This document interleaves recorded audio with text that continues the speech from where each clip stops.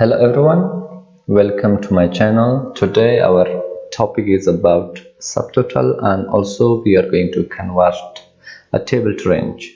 So what's subtotal? Subtotal is a very powerful function. With this function we can find a certain thing for one thing or more things. For example, like if you want to find the number of orders for each account manager, so we can use the subtotal. When I come here, the subtotal located under the data is located, but I can't use this because we can't use this in table. So first of all, I want to sort my account manager, so from Z to okay.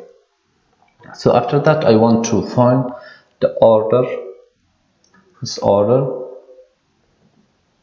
quantity for each account manager. So in that case, what should I do? So first of all, it's a table, I have to convert it to the range. So I just click anywhere and it's here, design. When I come here, we have convert range option here. When I click on this, do you want to convert the table to a normal range? Yes I do. So now when I click here, you don't see the design option here, so it's a range. After that I go to the data. You can see here I have the subtotal. When I click here, you can see I have all of my headers here. So I can, first of all, this one, like I just select, I should select the account manager.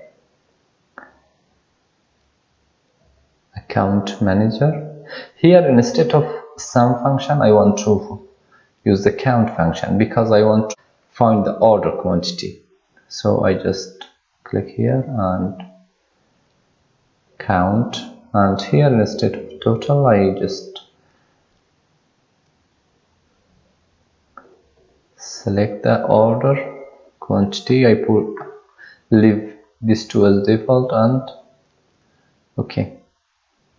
So we don't see anything here, but a little bit changes here. So when I click on this one, you can see it's order quantity for all of my account managers.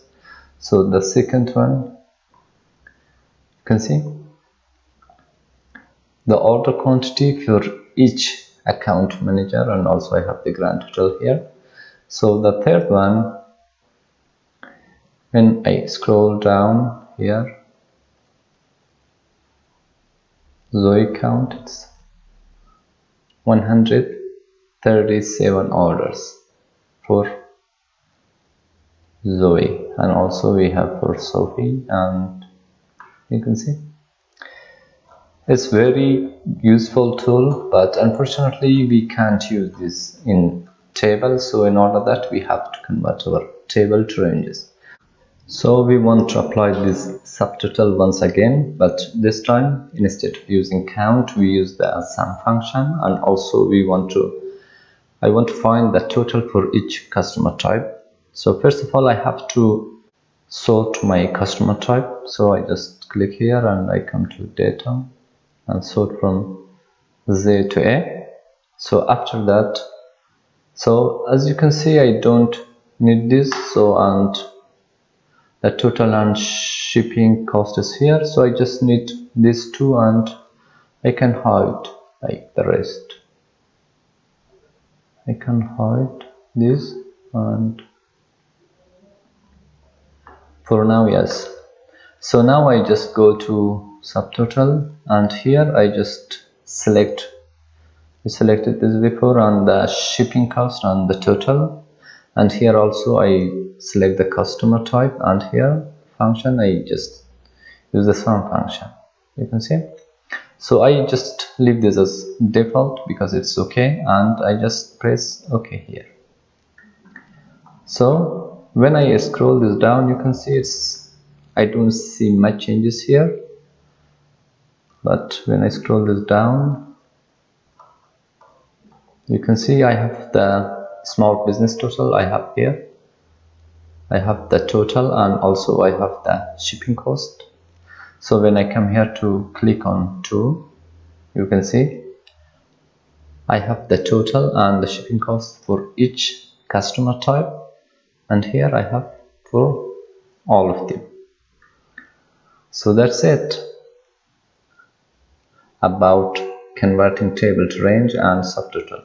If you're new here, please subscribe to my channel and don't forget to press the bell icon.